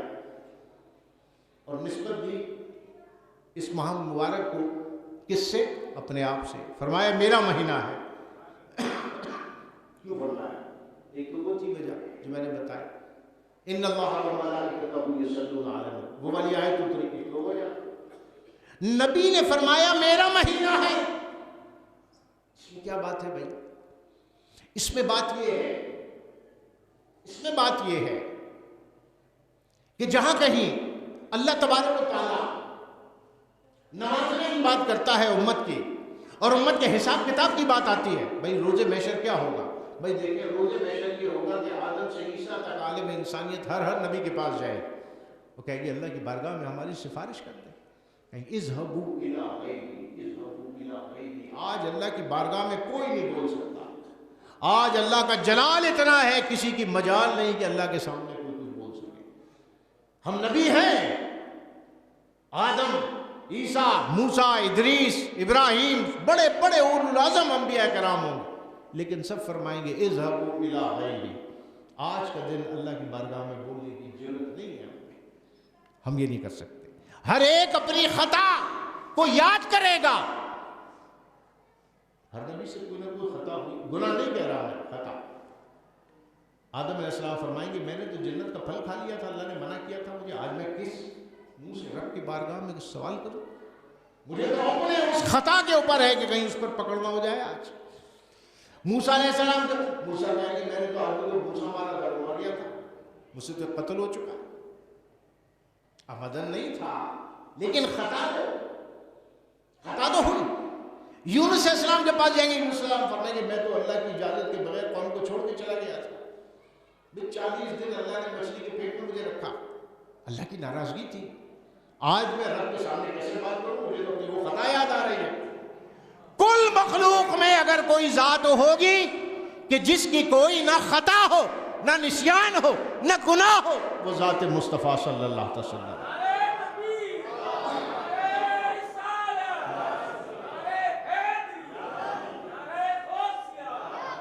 تو حضرت عیسیٰ علیہ السلام فرمائیں گے آج میں تمہیں ایک کا پتہ دیتا ہوں جس کا نہ کوئی گناہ ہے، جس کی نہ کوئی خطا ہے، جس کا نہ کوئی نسیان ہے، وہ اللہ کا محبوب ہے، اللہ اس کو محبوب رکھتا ہے، اور وہ ہے ذات مصطفیٰ. اگر اپنی شفاعت چاہتے ہو اور اپنے آپ کو رب کے عذاب سے بچانا چاہتے ہو تو جاؤ بارگاہ مصطفیٰ صلی اللہ علیہ وسلم میں پیش ہو. نبی کریم صلی اللہ علیہ وسلم نے ارشاد فرمایا انا لہا، سب کے زبانوں پر اذهبوا الى غیری ہوگا، اور اس دن نبی کی زبان اقدس میں ہوگا انا لہا، آج ہی کے دن کے لیے تو میں تمہارے لیے ہوں.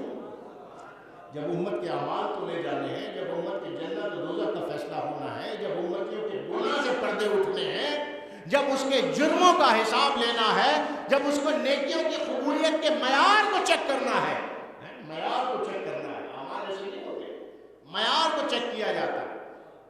کمپنی بہت سی پروڈکٹ بناتی ہے، بنانے کے بعد کوالٹی کنٹرول میں بھیجتی ہے اور کہتی ہے چیک کرو یہ کہ ہماری کمپنی کا جو ایک اسٹیٹس ہے اس کے مطابق یہ پروڈکٹ بنی ہے یا نہیں بنی. اور اب تو ایسا ہو گیا مشہور کمپنیاں دوسروں سے پروڈکٹ بنواتے ہیں اپنی ریکوائرمنٹ دے کے، بھائی یہ کوالٹی ہونی چاہیے، آپ بناؤ، یہ بنا کے ہمیں دے دیا، وہاں پر ٹائم نہیں ہے اتنا. کوالٹی کنٹرول چیک ہوتا ہے، بڑا خوبصورت اس نے وہ جوتا بنایا ہوتا ہے، بھائی یہ تو ہے ہی جو ہم بناتے ہیں، واپس لے جاؤ، ہمارے معیار پر پورے نہیں اترے. روز قیامت اللہ اعمال کے معیار کو چیک کرے گا کہ معیار کیا ہے. فرمایا فَأَمَّا مَنْ ثَقُلَتْ مَوَازِينُهُ فَهُوَ فِي عِيشَةٍ رَاضِيَةٍ، جس کے اعمال بھاری ہوں گے. بھاری کیسے ہوں گے بھائی؟ دنیا میں چیز کے بھاری ہونے کا تعلق مقدار سے ہے. یہ دنیاوی کیلکولیشن ہے، زمینی کیلکولیشن. آپ جو بھی چیز یاد تولتے ہیں زمین کی گریویٹیشن اور مقدار کے اوپر ڈیپینڈ کرتا ہے اس کا وزن کیا ہے.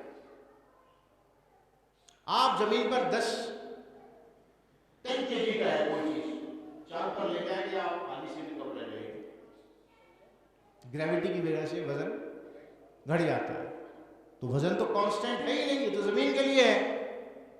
اعمال کو تولا جائے گا، گنا نہیں جائے گا. ہم اپنی عقل سے کہتے ہیں اگر زیادہ اعمال ہوں گے تو زیادہ بھاری ہو جائے گا، ضروری نہیں ہے.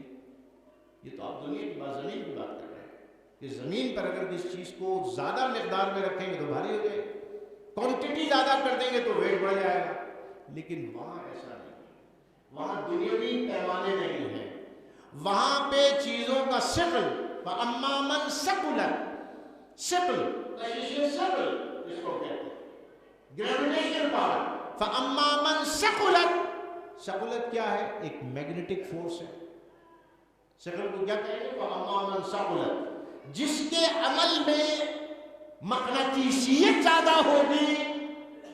اب سمجھیے گا، فَأَمَّا مَنْ ثَقُلَتْ، جس کے عمل میں مقناطیسیت زیادہ ہوگی، فَهُوَ تو وہ عیش کی زندگی میں ہوگا. فَأَمَّا مَنْ خَفَّتْ مَوَازِينُهُ فَأُمُّهُ هَاوِيَةٌ، جس کے اعمال کا وزن ہلکا ہوگا اس میں کشش نہیں ہوگی، کشش نہیں ہوگی. فَأُمُّهُ هَاوِيَةٌ وَمَا أَدْرَاكَ مَا هِيَ نَارٌ حَامِيَةٌ، بھڑکتی ہوئی آگ ہے اس کا ٹھکانہ. تو پتہ چلا کہ وہاں اعمال گنے نہیں جائیں گے، وہاں پہ اعمال کو تولا جائے گا. اور تولنے کا تعلق کشش سے ہوتا ہے. اعمال میں کشش کب پیدا ہوگی؟ نسبت ہے نبی کی، پوری شریعت پورا قرآن میں نسبت نبی کی ہے. اسلام کس کا ہے؟ لایا ہوا اللہ کے نبی محمد رسول اللہ صلی اللہ علیہ وسلم کا. اب مجھے بتاؤ کائنات کا مرکز کیا ہے؟ کل کائناتوں کا مرکز کیا ہے؟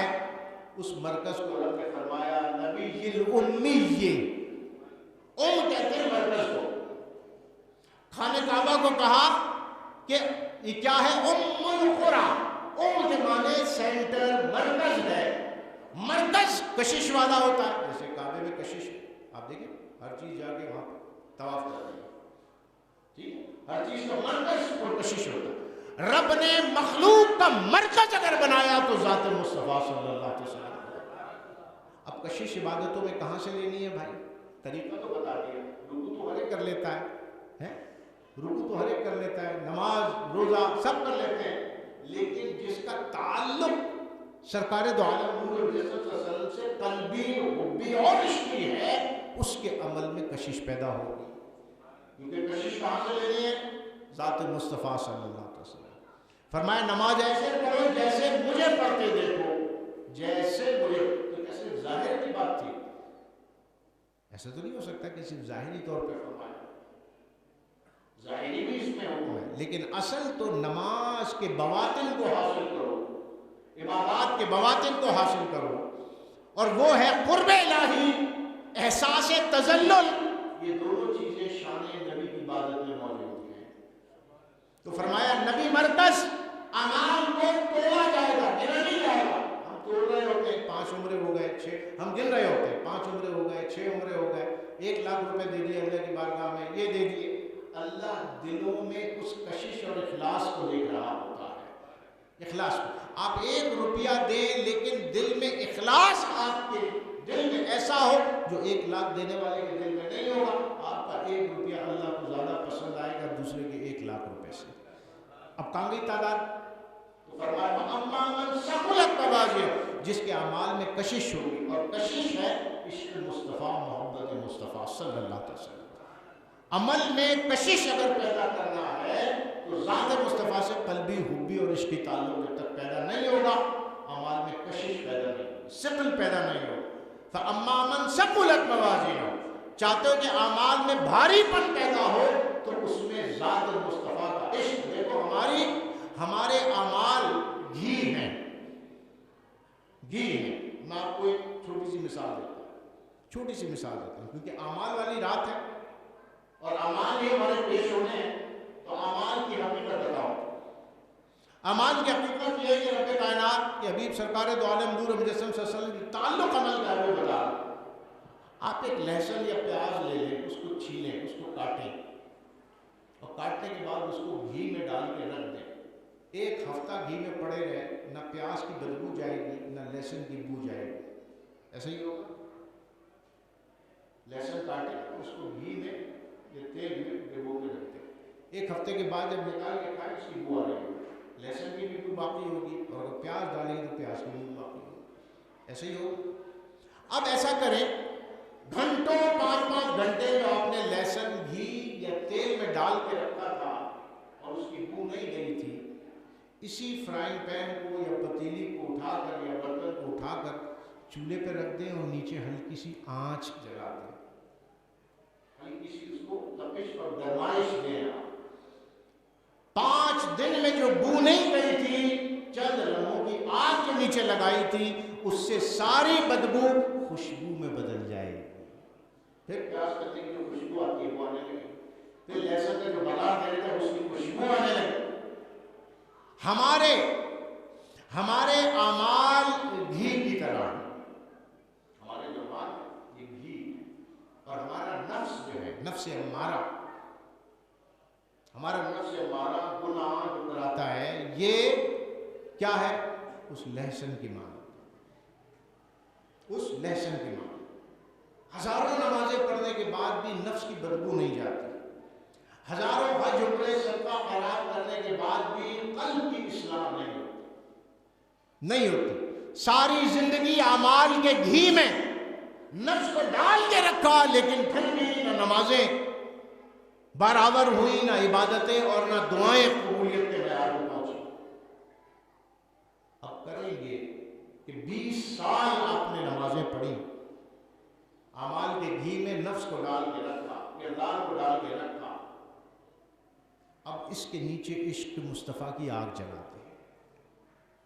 تھوڑی دیر عشق مصطفیٰ کی جو آگ لگے گی تو جو اعمال جن میں سے بدبو نہیں جاتی تھی، وہ نفس جو اعمال کے گھی میں پڑے تھے جن میں سے بدبو نہیں جاتی تھی، ان اعمال میں سے خوشبو آنا شروع ہو گئی۔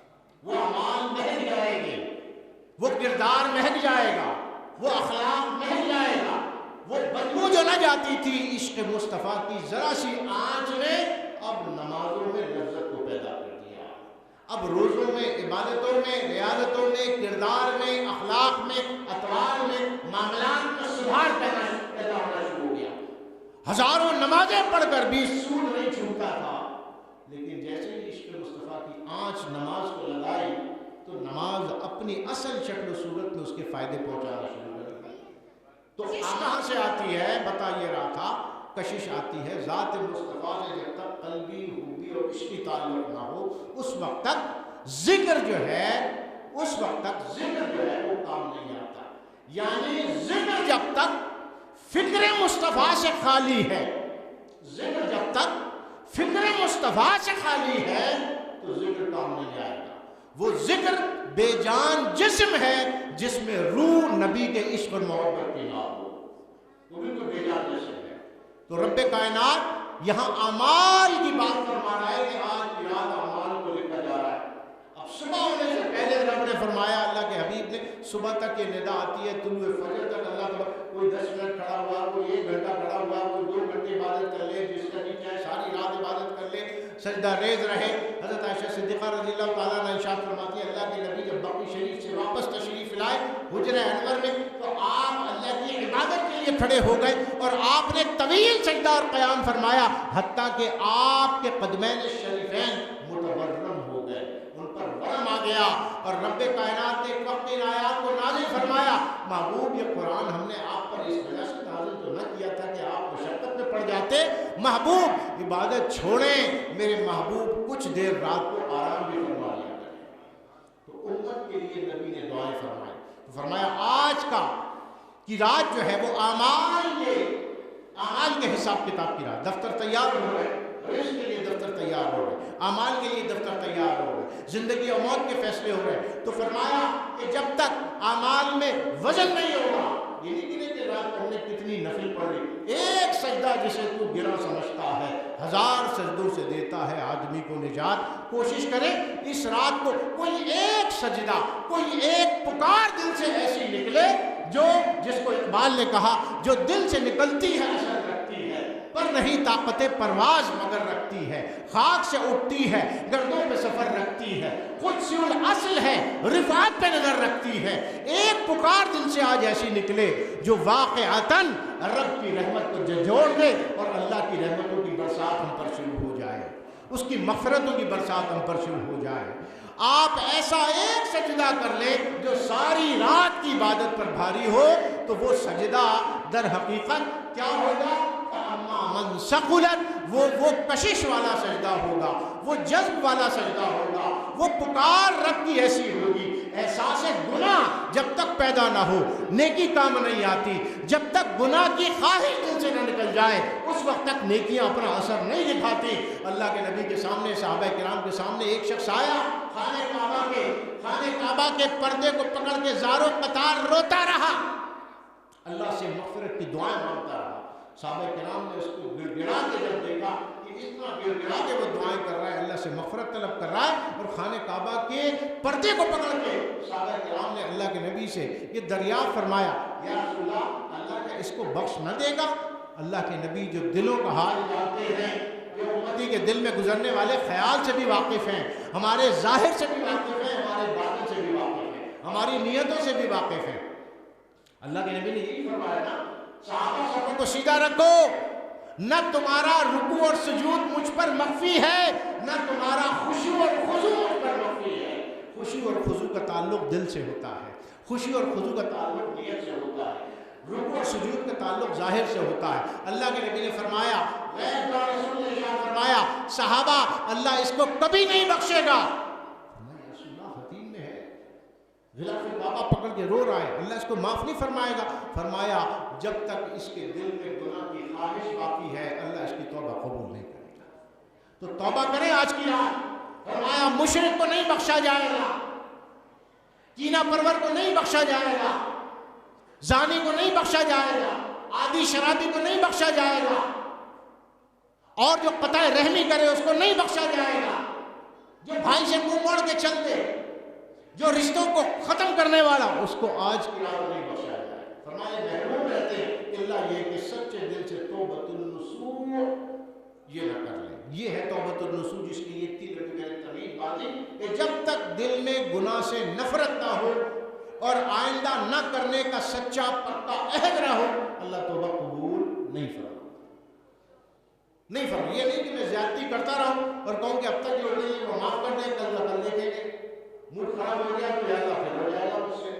نہیں، دل میں اس گناہ کو برا جانے، اور ہم لوگوں کا معاملہ الٹ ہو گیا، ہم نے اپنی نیکیوں کو یقینی کر لیا ہے، سرٹیفائی کر لیا ہے، ایکسیپٹڈ سمجھ لیا ہے، اور اپنے گناہ کو ہم نے ضمنی سمجھ لیا ہے، یہ تو معاف ہو جائے گی۔ ہم گناہ کر کے بھول جاتے ہیں اور نیکی کر کے ساری زندگی یاد رکھتے ہیں، حالانکہ گناہ یقینی ہے۔ امام غزالی فرماتے ہیں گناہ یقینی ہے، فکر تجھے جو گناہ کیے ہیں اس کی ہونی چاہیے، نیکی یقینی نہیں ہے کہ پتہ نہیں قبول ہوئی بھی ہے یا نہیں، یہ تو اوپر جا کے پتہ چلے گا۔ ہمارا معاملہ الٹا ہو گیا، نماز پڑھ کے چوڑے ہو جاتے ہیں کہ یار یہ تو پڑھ لی ہو گئی قبول، اور گناہ کر کے کہتے ہیں وہ اللہ معاف کرنے والا ہے، وہ بڑا غفور الرحیم ہے۔ گناہ پر ہم یہ نہیں لگائے بیٹھے کہ معاف ہو جائے، اور نیکی پر یہ یقین کامل ہے کہ میری ہی نیکی قبول ہو رہی ہے، باقی کسی کی نہیں ہو رہی، میں سب سے اچھا ہوں۔ یہ خود پسندی، یہ عنایت، یہ تکبر، جب تک اعمال میں سے یہ چیزیں نکال کے نہ پھینک دو اس وقت تک اللہ عمل میں اثر انگیزی پیدا نہیں کرتا۔ یعنی اس کی بارگاہ میں جاؤ تو اپنے برتن کو خالی کر کے جاؤ۔ جو داتا صاحب نے ارشاد فرمایا نا کہ برتن سے نکلتا وہی ہے جو اس میں ہوتا ہے۔ اگر بغض نکل رہا ہے تو بغض ہی اندر تھا، وہی نکل رہا ہے۔ اگر منہ سے اور زبان سے نفرت اور دل سے کینہ نکل رہا ہے تو جو برتن کے اندر ہے وہی نکلتا ہے۔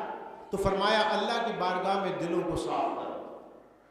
اللہ کے نبی سے پوچھا یا رسول اللہ، اللہ کے نبی نے فرمایا صحابہ لوہے کو زنگ لگتا ہے؟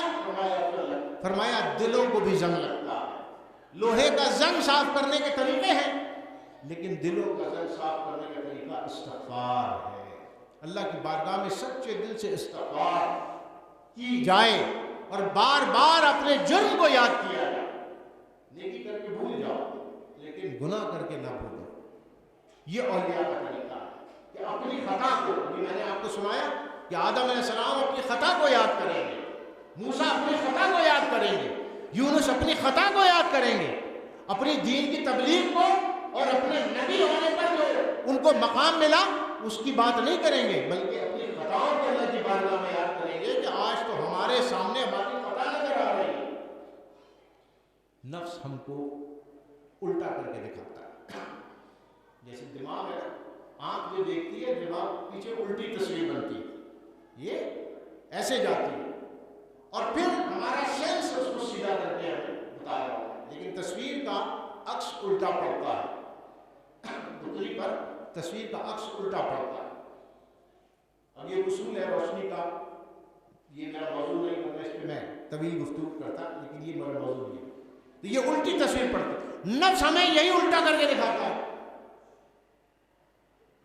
اور مولانا روم نے مثنوی میں آخری کیا پیش کرا، یہ روایت آپ نے حکایت لکھی، یہ پہلے بھی آپ کو سنا چکا ہوں، موقع کی مناسبت سے آج پھر میں آپ کو ریپیٹ کرتا ہوں۔ جنہوں نے نہیں سنی وہ سن لیں، جنہوں نے سنی ہے وہ ریپیٹ ہو جائے کہ اپنے اعمال پر کبھی تکبر نہ کرو، اپنے اعمال کو کبھی اچھا نہ سمجھو۔ اگر تمہاری نظر میں تمہارا عمل بہت اچھا ہو گیا تو اللہ کی بارگاہ میں رد ہو جائے گا، اللہ کی بارگاہ میں رد ہو جائے گا، کیونکہ نفس تمہیں الٹا کر کے دکھا۔ ہو سکتا ہے کہ اکثر ہوتا ہے ہمارے عمل میں ریاکاری ہوتی ہے، ہمارے عمل میں خود پسندی ہوتی ہے، ہمارے عمل میں تکبر ہوتا ہے، ہمارے عمل میں دوسروں کے اوپر اپنے آپ کو فائز کرنا ہوتا ہے، تو وہ عمل کی روح تو ختم ہو گئی، لیکن نفس ہمیں دکھا رہا ہوتا ہے کہ بہت اچھا کر رہے تم، بہت نیک آدمی، تمہارے اعمال تو ایسے ہیں کہ واہ واہ۔ اب مولانا روم مثنوی میں یہ واقعہ نقل کرتے ہیں، ایک حکایت، اور فرماتے ہیں ایک زمانے میں ایسا ہوا ایک بستی میں قحط پڑ گیا، اور وہ قحط ایسا پڑا کہ لوگوں کے پاس پینے کو پانی نہ بچا، جانور مر گئے، مختصر کر کے بتاؤ۔ لیکن اس شخص کے پاس جو تھا، اس کا گھرانے میں ایک بیوی تھی، اور اس کے خیمے میں ایک گڑھا تھا جو مہینوں سے اس نے بچا کے رکھا ہوا تھا، اور اس پانی میں بدبو بھی آ گئی تھی اور کائی بھی لگ گئی تھی، لیکن وہ کہتے تھے کہ اس سے بڑی نعمت کیا ہوگی دنیا میں کہ لوگوں کے پاس ایک گلاس نہیں ہے، ہمارے پاس پورا گڑھا بڑا رکھا ہوا ہے۔ اب جب جانور مرنے لگے اور غذا کی قلت ہو گئی، کچھ کھانے کو نہ بچا، تو بیوی نے شوہر سے کہا تم بادشاہ کے دربار میں کیوں نہیں جاتے؟ سفر کرو، جا کے پہنچو اور بادشاہ سے اپنی عرضی بیان کرو، بادشاہ ہماری مدد کر دے گا۔ وہ کہنے لگا بادشاہ کا دربار کہاں، ہم بھوکے لوگ اور فقیر لوگ، کپڑے پھٹے ہوئے، بدبو آ رہی ہے ہمارے پاس، ہم کیسے وہاں پہنچیں گے، مطلب جانے نہیں دے گا اندر۔ اس نے کہا ایک طریقہ ہے، بیوی نے کہا کیا؟ انہوں نے کہا یہ پانی کا گھڑا ہے، یہ تو وہ چیز ہے جناب کہ ریاست میں کسی کے پاس نہیں ہوگا اتنا پانی۔ کہا نہیں ایسی بات نہیں ہے، بادشاہ ہے وہ۔ کہا نہیں۔ اب وہ کبھی رو کے، کبھی گا کے، کبھی ناراض ہو کے، کبھی خوش ہو کے، کبھی خوشامد کر کے اس نے ذہن بنایا کہ یہ گڑھا ایک انمول چیز ہے جس وقت ہمارے پاس ہے، اور تم دنیا کے خوش نصیب ترین آدمی ہو کہ بادشاہ دیکھے گا، تمہارے استقبال میں اٹھ کے کھڑا ہو جائے گا کہ واہ واہ یہ تو میرے خزانے میں بھی نہیں تھا، اتنا پانی آپ لے کر آ گئے، لوگوں کے پاس ایک گھوٹ نہیں ہے، آپ کے پاس اتنا بڑا گڑھا ہے۔ کئی دنوں میں بیوی نے اس کا ذہن بنایا کہ بھائی بہت عظیم چیز اور انمول چیز ہمارے پاس ہے، اس کی اہمیت کو جانو۔ تھوڑے عرصے کے بعد وہ بھی سوچنے کا ہاں بات تو صحیح کر رہی ہے میری بیوی، اس کا ذہن بنا دیا اس نے، وہ راضی ہو گیا، زیادہ سفر لے کے نکلا وہ، اور طویل سفر طے کر کے مرتا مرتا بادشاہ کے دروازے کے سامنے آ کے رکا، اور دربان سے جا کے کہا کہ بادشاہ سے کہو کہ تم سے کوئی ملنے آیا۔ اس نے کہا بادشاہ سلامت جو ہے لوگوں کو کھانا وانا بانٹتے ہیں، بیٹھ جاؤ جب دربار کھلے گا۔ نہیں بادشاہ کے لیے تحفہ لایا۔ اس نے اوپر سے نیچے تک دیکھا، اس نے کہا شکل تو ایسی نہیں لگتی تمہاری کہ بادشاہ کے لیے تحفہ لائے، تمہارے پاس تو اپنے پاس کپڑے نہیں ہے پہننے کے، پھٹے پرانے کپڑے پہنے ہوئے۔ اس نے کہا میاں دماغ صحیح ہے، بادشاہ کے لیے آپ تحفہ لائے؟ اس نے کہا ہاں بھائی جاؤ جا کے بتاؤ، اور ایسا تحفہ ہے کہ کیا بادشاہ کے خزانوں میں ہوگا وہ تحفہ جو میں لے کر آیا؟ وہ پھر بڑا حیران ہوا۔ اس نے کہا جان کی امان پانا، بڑی بڑی باتیں کر رہے ہو، گستاخی نہ کر بیٹھنا بادشاہ نے۔ اس نے کہا جاؤ جا کے بتاؤ، تمہیں بھی پتہ نہیں ہے کہ میں کیا لے کر آیا ہوں، بادشاہ بھی حیران ہو جائے گا۔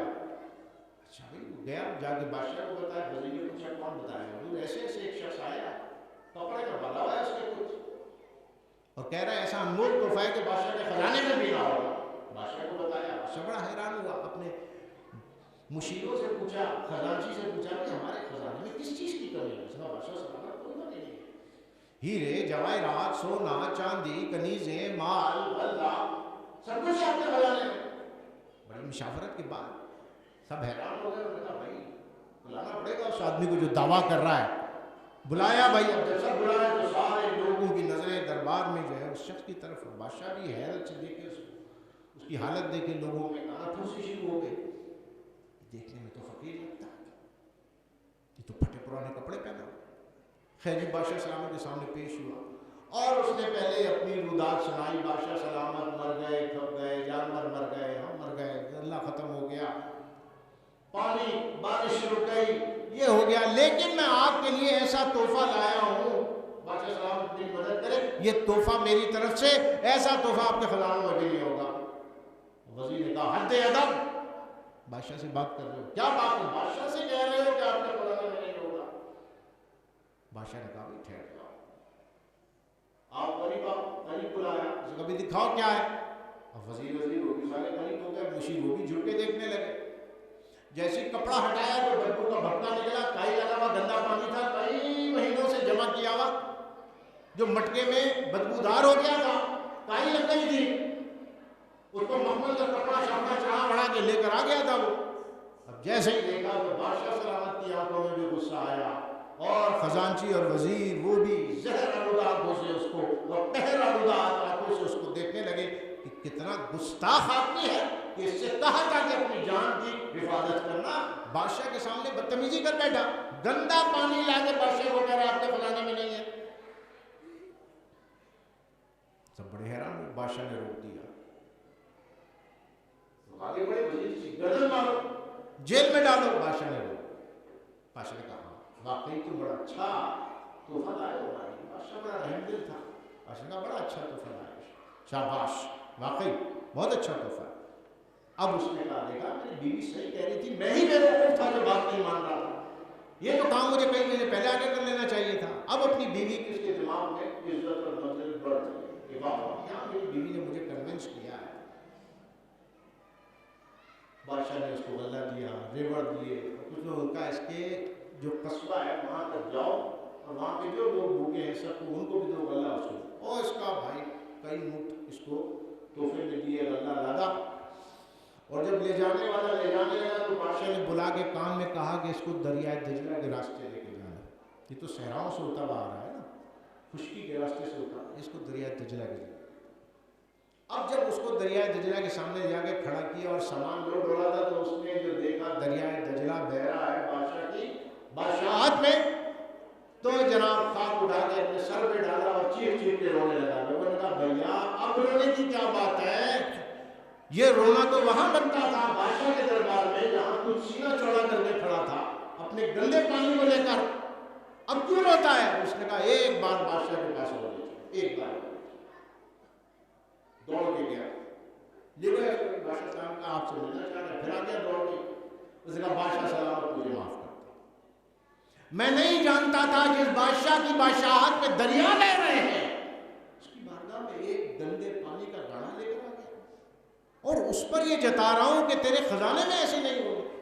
یہاں پہ امام، یہاں پہ مولانا روم رکتے ہیں اور فرماتے ہیں دیکھو دنیا میں اپنے اعمال کو نفس تمہارا اس بیوی کی طرح بھڑکائے گا، 2-3 نمازیں، 1-2 عمرے، ٹوٹی پھوٹی عبادتیں، گندی ہمارے اعمال نفس میں دکھائے گا، واہ واہ تم سے اچھا تو کوئی نمازی نہیں ہے، سمجھو تو اللہ کی بارگاہ میں کیا لے کے جاؤ گے، روز قیامت جاؤ گے، تمہاری نمازیں، تمہارے آنسو، تمہارے اعمال، تمہارے صدقہ، تمہارا خیرات، تمہارے عمرے، تمہارے مجاہدے، تمہاری تبلیغ دین اللہ دیکھ کے خوش ہو جائے گا، اور ایسی عبادتیں جو کسی نے نہیں کی ہوں گی جیسے میری ہیں۔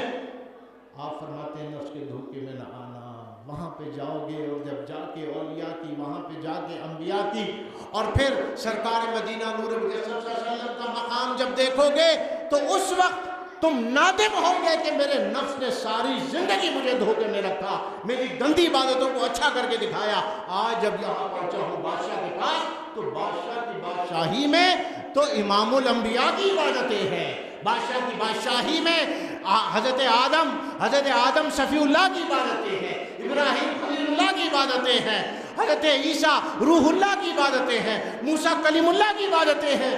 میں اپنی چند نمازوں پر بڑا اکڑ بیٹھا تھا، میں اپنے دین کی خدمت پر بڑا خوش تھا کہ میں نے بہت اچھے کام کیے ہیں۔ آپ فرماتے ہیں نفس کے دھوکے میں نہ آنا، یہ نفس تمہیں وہاں جا کے پھنسوا دے گا اور سارے اعمال تمہارے دنیا میں ضائع ہو جائیں گے۔ تو اگر ہماری عبادتیں یہ بن کر ہمارے ذہن پر حاوی ہو رہی ہیں کہ بھائی میں تو بہت اچھا ہوں، بڑا نیک ہوں، بڑا عبادت گزار ہوں، میرے عمل تو سارے قبول ہیں، میرے صدقہ خیرات تو سارے قبول ہیں، تو پھر خطرے کی بات ہے کہ اس بیوی کی طرح نفس ہمارے دماغ میں یہ ڈالتا رہتا ہے کہ یو آر دا بیسٹ، تم ہی سب سے اچھے ہو اور کوئی نہیں ہے تمہارے جیسے، تمہاری جیسی سوچ کسی کا صحیح۔ تو مولانا روم نے یہ حکایت بیان فرما کر یہ راز کھول دیا قرآن مجید فرقان حمید کی سایہ مبارکہ کہا کہ اعمالہم کسراب، ان کے اعمال سراب کی مانند ہوں گے۔ دنیا میں سمجھیں گے ٹھاٹے مارتے ہوئے ہماری عبادتیں وہاں پہ موجود ہیں، لیکن جب وہاں پہنچیں گے تو خاک اڑ رہی ہوگی، کچھ نہیں ہوگا۔ یہ شیطان، یہ نفس ہماری ساری عبادتوں کو دنیا میں ضائع کروا دے گا، یہ سوچ ڈیولپ کر کے۔ تو اللہ سے دعا ہے کہ اس رات ہم اللہ کی بارگاہ میں وہ عبادت کریں جو اس کی بارگاہ میں شرف قبولیت۔ ہم اپنے گناہوں کی معافی مانگیں، اپنے بھائیوں کے لیے، اپنی بہنوں کے لیے، اپنے ماں باپ کے لیے، اپنے مرحومین کے لیے، اپنے غزہ کے مسلمانوں کے لیے، کشمیر کے مسلمانوں کے لیے۔ یہ جو رات ہے یہ دعاؤں کی مقبولیت کی رات ہے، مغفرت کی رات ہے۔ پوری امت مسلمہ کے لیے دعا کریں۔ اللہ تبارک و تعالیٰ سے دعا ہے کہ اللہ ہمارے اعمال کو اپنی بارگاہ میں دعاؤں کو آج رات قبول و مقبول فرمائے، ہمارے گناہوں کو بخش دے۔ کل کوشش کریں روزہ رکھنے کی کہ جب اعمال پیش ہو، سرکار مدینہ فرماتے ہیں بہتر یہ ہے کہ تم روزے کی حالت میں ہو جب تمہارے اعمال جائیں، اور اس اعمال کے کھاتے میں لکھ دیا جائے کہ یا اللہ ساری رات تیری بارگاہ میں بیٹھا مغفرت کرتا رہا، یہ تیری بارگاہ میں رویا، ارے 2 گھڑی ہوئے، لیکن کوشش کریں رب کی بارگاہ میں ہم ایسے دعا کریں کہ اللہ اس کو قبول فرمائے۔ وآخر دعوانا ان الحمد للہ رب العالمین۔